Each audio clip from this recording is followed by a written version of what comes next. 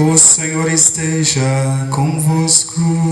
Ele está no meio de nós. Proclamação do Evangelho de nosso Senhor Jesus Cristo segundo João. Glória a vós, Senhor.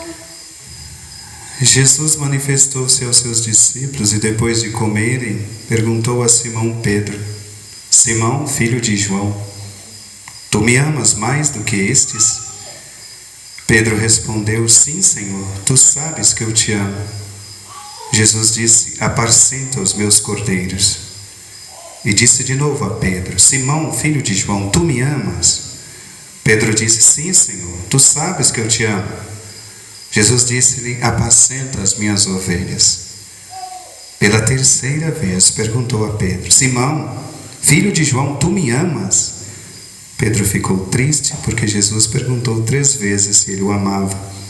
Respondeu: Senhor, tu sabes tudo, tu sabes que eu te amo. Jesus disse-lhe: Apacenta as minhas ovelhas. Em verdade eu te digo, quando eras jovem, tu te cingias e ias para onde querias. Quando fores velho, estenderás as mãos e outro te cingirá e te levará para onde não queres ir. Jesus disse isso significando com que morte Pedro iria glorificar a Deus e acrescentou: Segue-me. Palavra da salvação. Glória a vós, Senhor. Podemos sentar, você na sua casa acompanhe conosco. Nesse momento de reflexão, é muito bonito, a liturgia coloca no final da Páscoa, já bem no finalzinho, esse capítulo 21, que é o último capítulo do Evangelho de João, onde Jesus mostra a sua solicitude com aqueles que falharam.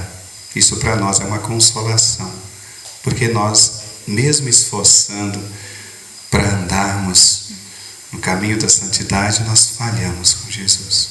E como falhamos, né? E aqui a gente percebe que o amor de Deus por nós é um amor diferente. Não é igual ao amor do mundo, porque quando a gente falha com alguém no mundo, ele começa a nos colocar de lado. Se for numa empresa, você vai perdendo, né, até mesmo a possibilidade de crescer dentro daquela empresa. Se você não for demitido imediatamente, você vai, né, perdendo ali a capacidade de promoção.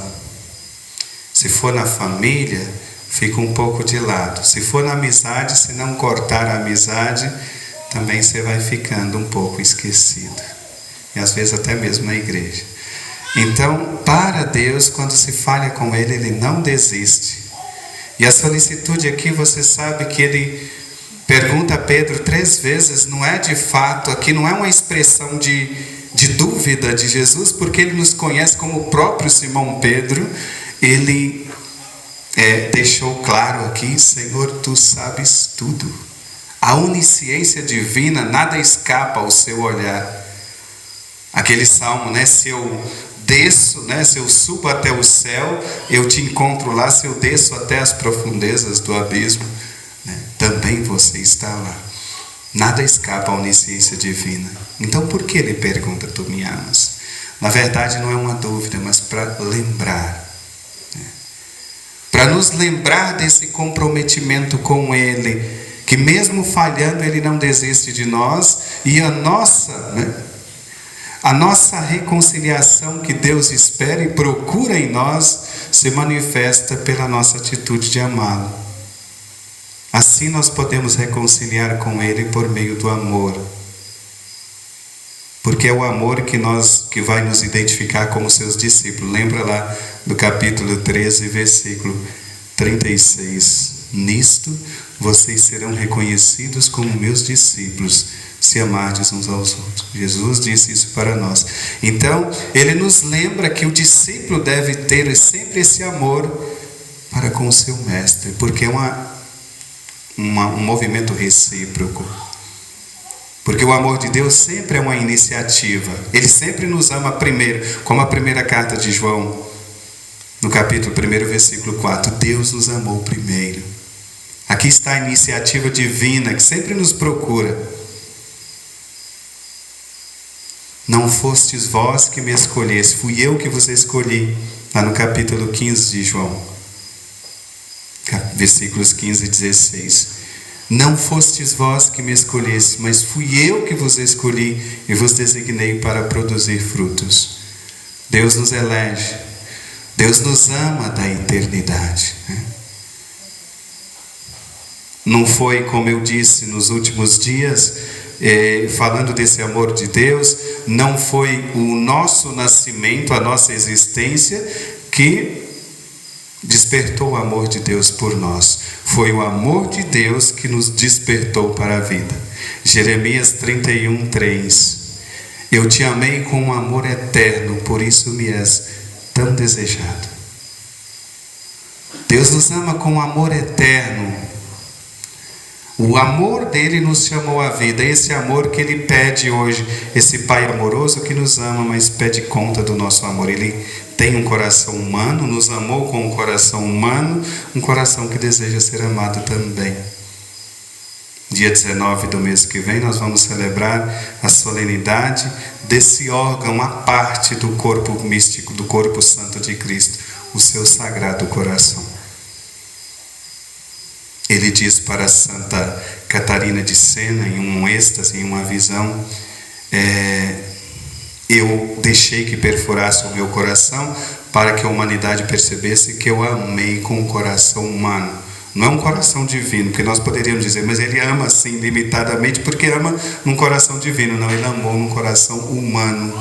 Deixou que abrisse esse coração para que nós pudéssemos ter acesso ao mais profundo da sua infinita misericórdia. Essa misericórdia palpável que nós podemos adentrar e senti-la. Aquilo que São João começa a sua carta dizendo sobre os sentidos que capta a presença de Deus. O que os nossos olhos viram, nossos ouvidos ouviram e nossas mãos puderam tocar do verbo da vida. É isso que vos anunciamos.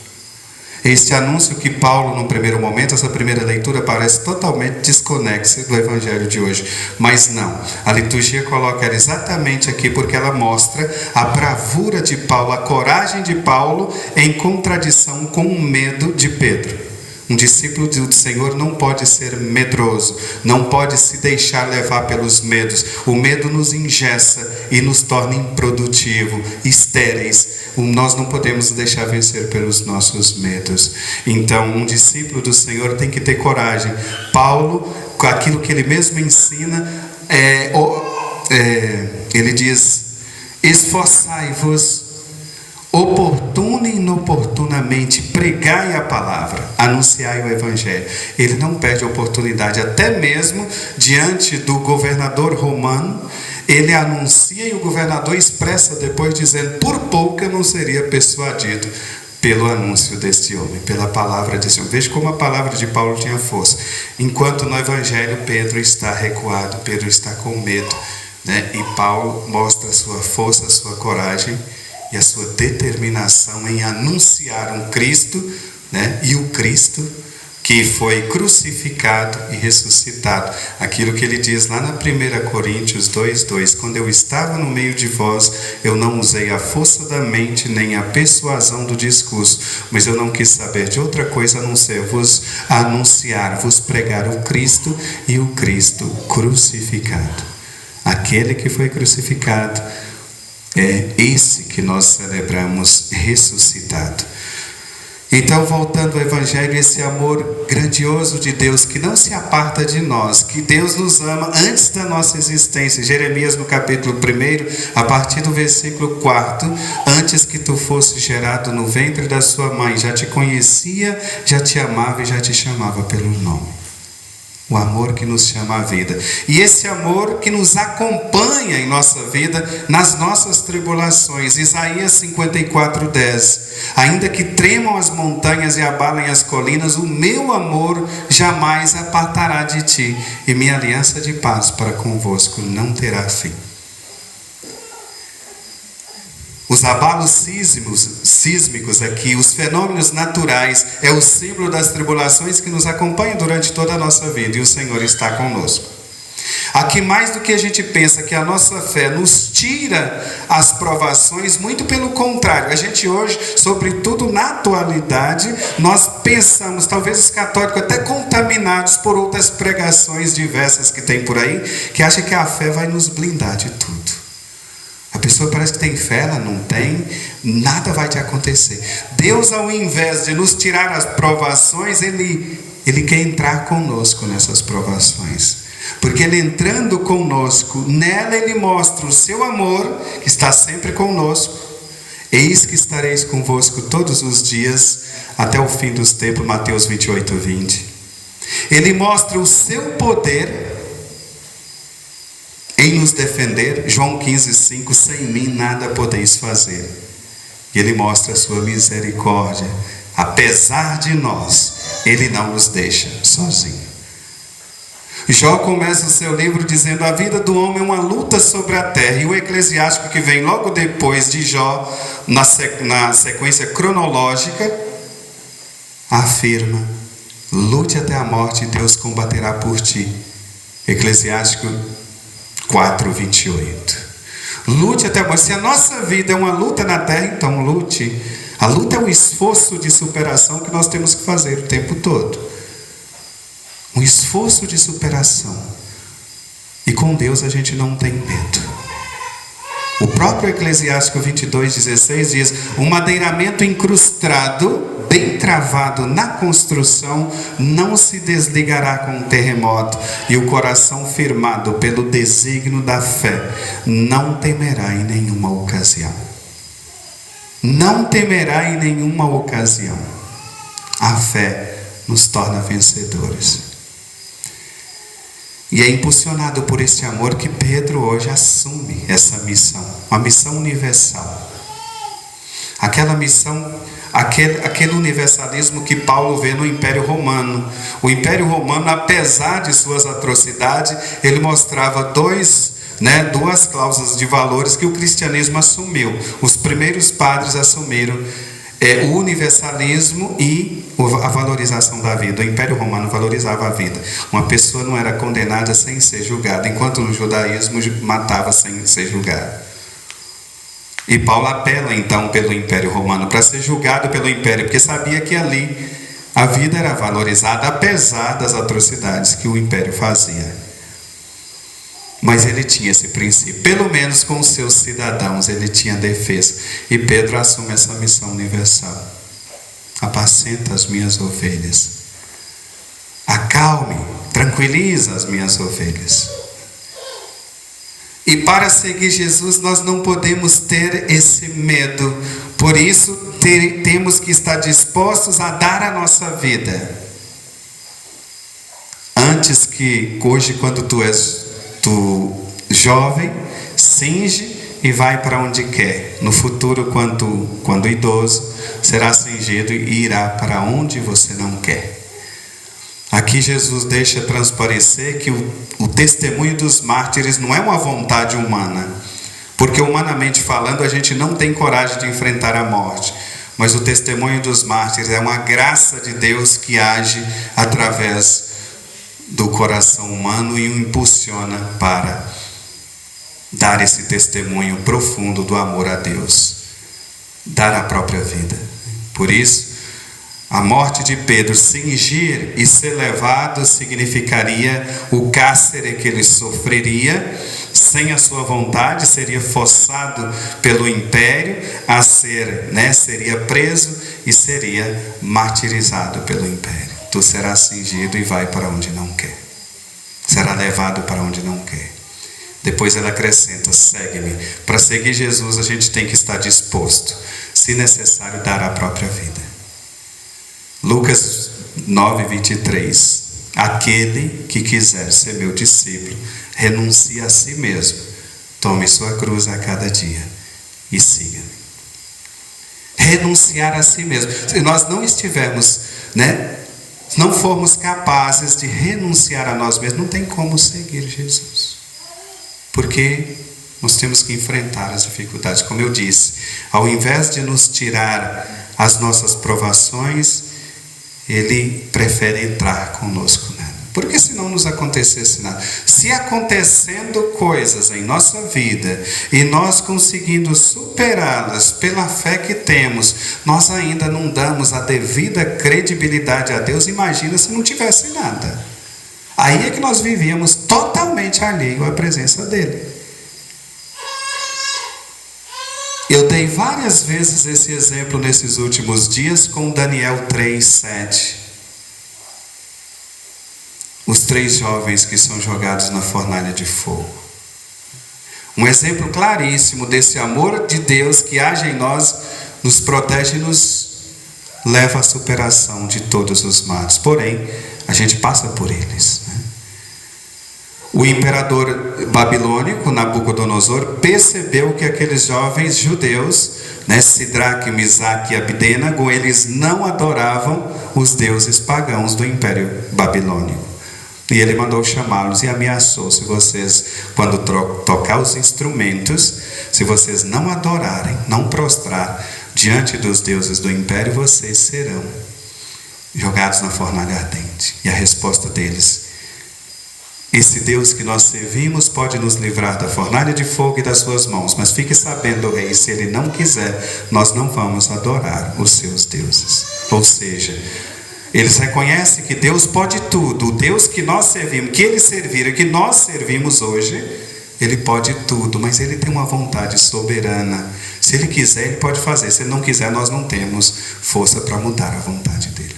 A vontade dele é soberana. Mas os jovens dizem: se ele não quiser, nós não vamos desistir dele. Esse é o verdadeiro exemplo de maturidade na fé. Não desistir do Senhor.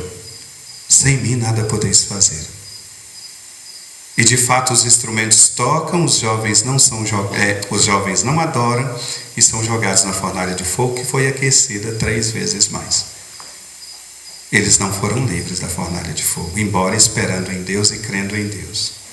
Mas quando o imperador jogou 3, apareceu 4 lá dentro. Ou seja, Deus não tirou você da fornalha de fogo. Diversas vezes na sua vida você fez essa experiência de uma fornalha de fogo. Ele não te livrou dela, mas ele entrou nela com você. É por isso que você está em pé até hoje. Porque Deus entra com você nas suas dificuldades.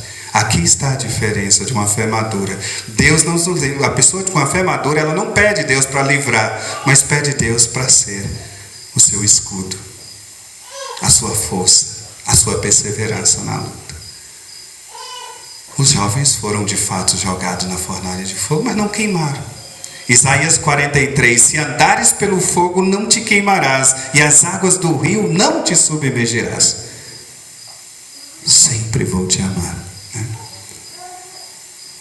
Então ter essa perspectiva de que a fé não nos isenta, não nos blinda, mas ela nos leva à vitória, pode ter certeza.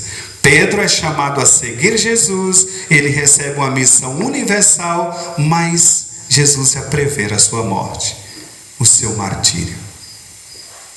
Para seguir Jesus, para estar em comunhão plena com ele, nós precisamos renunciar a nós mesmos. Essa comunhão plena com Cristo se dá exatamente na morte ou na mortificação, no martírio, né? São João Paulo II, ele dizia: talvez hoje Deus não nos peça o martírio vermelho, que é o derramamento de sangue, mas Deus pode nos pedir o martírio branco, que é muito pior. Agora, como o martírio branco, que não tem derramamento de sangue, pode ser mais doloroso do que o martírio vermelho, que derrama sangue? E o santo explicava, porque o martírio vermelho, embora doloroso, um golpe de espada colocava fim a todo o sofrimento. E esse martírio branco que não derrama sangue, ele se torna mais doloroso, porque esse martírio branco é o martírio da fidelidade a Deus, que é para a vida toda. Ser fiel a Deus é fácil, você sabe muito bem disso. Ser fiel a Deus no mundo atual é um martírio e é para a vida toda. Apocalipse 3:10: ser fiel até a morte, eu te darei a coroa da justiça. Ser fiel até a morte. Ser fiel até a morte não quer dizer que você está lutando e vai cair morto na luta. Vocês têm se esforçado para ser fiel a Deus. E se tem esforçado, tem sido fácil ser fiel a Deus. Quantas quedas, quanto fracasso, quantas desilusões, quantos desânimos. Não é fácil, por isso você precisa renunciar a si mesmo. Porque se não renunciar, não vai ter como seguir a Deus, porque você vai ficar tadinho de mim. Eu não mereço isso, né? Mas é preciso sim. Martírio branco. Demos graças a Deus, porque hoje nós ainda não nos está sendo pedido o martírio vermelho. Pode ser que ainda aconteça, mas por enquanto é o martírio branco. Até para caminhar com Deus não é fácil. Até para ir à missa aos domingos não é fácil, eu sei disso. É preguiça, é comodismo, é vontade de trabalhar, tantas coisas que vão aparecendo na nossa vida. É uma luta. Mas a misericórdia divina não se aparta de nós. Aqui é a diferença. A casa da rocha de Mateus 7:24. A casa da rocha, a casa da areia. A família de fé e a família sem fé. Porque a casa na Sagrada Escritura não é a edificação, não é a construção, mas é a família. Lá no Antigo Testamento, o salmista cantava: a casa de Israel, agora o diga, eterna é a sua misericórdia. A casa de Arão, agora o diga, eterna é a sua misericórdia. Os que confiam no Senhor, agora o diga, eterna é a sua misericórdia. Então, a casa não é, na Sagrada Escritura, não é a construção, mas é a família. Uma família construída na fé, uma família construída sem fé. E olha só, curiosamente, os problemas vão primeiro para a casa da fé, simbolizado ali na chuva, no vento, na enxurrada. Existem coisas mais violentas do que esses fenômenos naturais?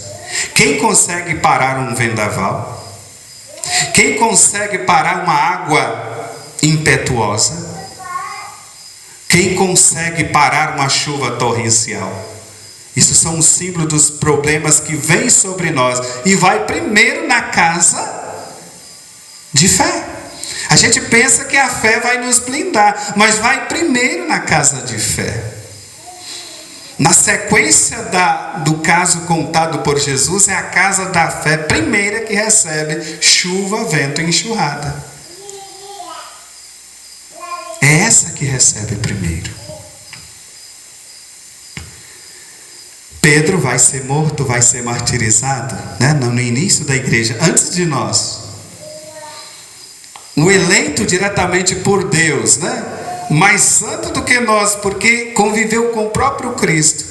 Ele deu a vida primeiro, né? Como o próprio Cristo deu a vida por todos nós.